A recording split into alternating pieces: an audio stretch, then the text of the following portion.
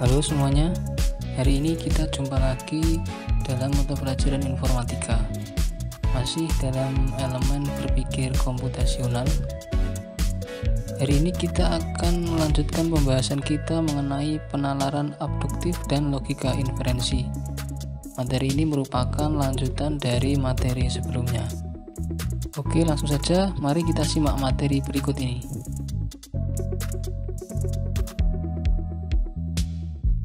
Kita mulai dari pengertian abduktif. Menurut Doni Gahral-Adian dan Herdito, abduksi atau abduktif adalah metode untuk memilih argumentasi terbaik dari sekian banyak argumentasi yang mungkin.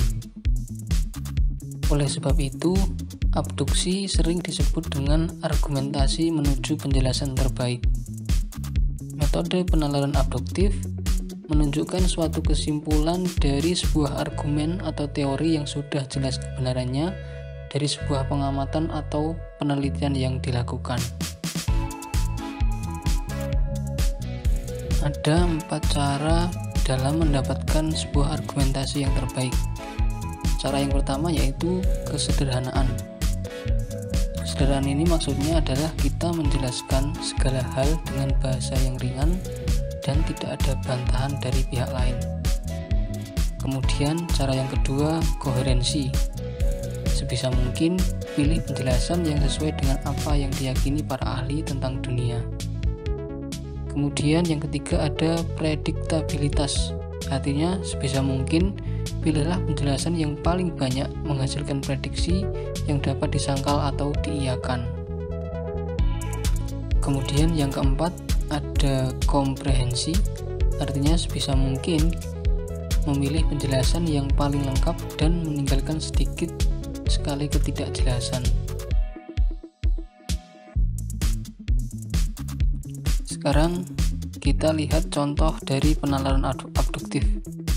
Yang pertama, andai kita mengetahui bahwa seseorang yang bernama Bob selalu mengendarai mobilnya dengan sangat cepat jika sedang mabuk, maka pada saat kita melihat Bob mengendarai mobilnya dengan sangat cepat, maka kita berkesimpulan bahwa Bob sedang mabuk.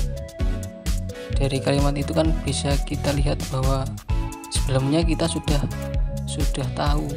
memiliki pendapat atau argumen bahwa ketika sedang mabuk, Bob itu selalu mengendarai mobilnya dengan cepat. Sehingga ketika suatu saat kita melihat Bob mengendarai mobilnya dengan sangat cepat, maka kita langsung bisa berkesimpulan bahwa Bob sedang mabuk. Kemudian contoh yang kedua, diketahui bahwa semua pohon mangga di kebun Pak Mamat adalah jenis mangga mana lagi.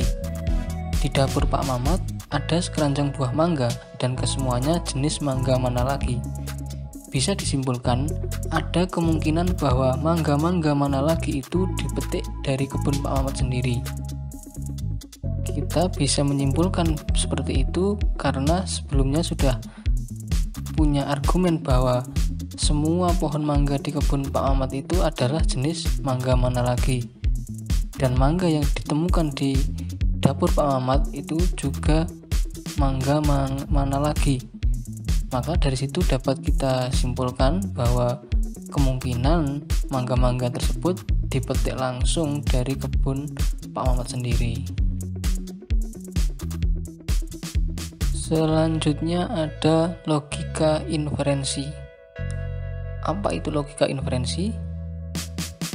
Inferensi adalah tindakan atau proses untuk mendapatkan kesimpulan berdasarkan apa yang sudah diketahui atau diasumsikan. Sekali lagi bahwa inferensi adalah proses untuk mendapatkan kesimpulan. Dari mana kesimpulannya? Dari apa yang sudah diketahui atau diasumsikan sebelumnya. Misalkan di situ ada contoh seorang gadis terjatuh ketika berlarian di tengah lapangan karena tersandung batu. Terlihat muka gadis tersebut memerah dan kepalanya menunduk. Seorang ibu menghampiri dan segera memeluk gadis tersebut sembari mengatakan, "Tidak apa-apa, ayo ke tepi lapangan dan beristirahatlah."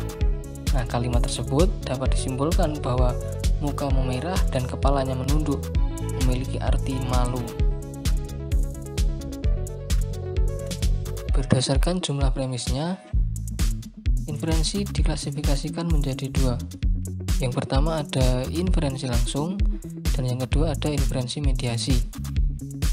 Inferensi langsung yaitu proses meneruskan dari satu premis ke kesimpulan secara langsung.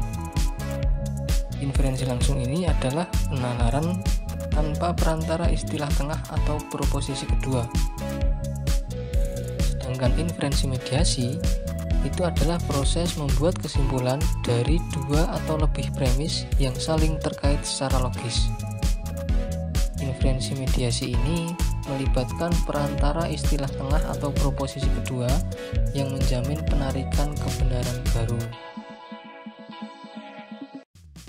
Sekarang kita lihat contoh dari inferensi. Di situ ada Ismah pulang ke rumah pukul 14.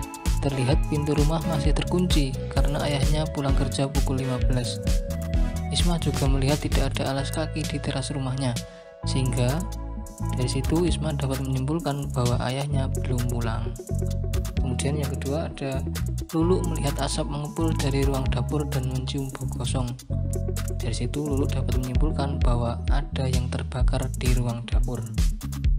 Kemudian yang ketiga, Bambang bekerja sebagai guru dan setiap pulang kerja merenovasi rumahnya tanpa bantuan tukang bangunan. Nah, dari situ dapat disimpulkan bahwa selain sebagai guru, Bambang memiliki keahlian sebagai tukang bangunan. Nah, itu adalah contoh-contoh dari inferensi. Selain itu, masih banyak lagi contoh inferensi yang bisa kalian explore di buku maupun di internet.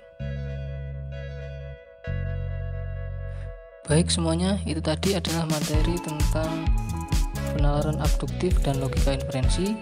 Semoga bermanfaat dan sampai jumpa di pembelajaran selanjutnya.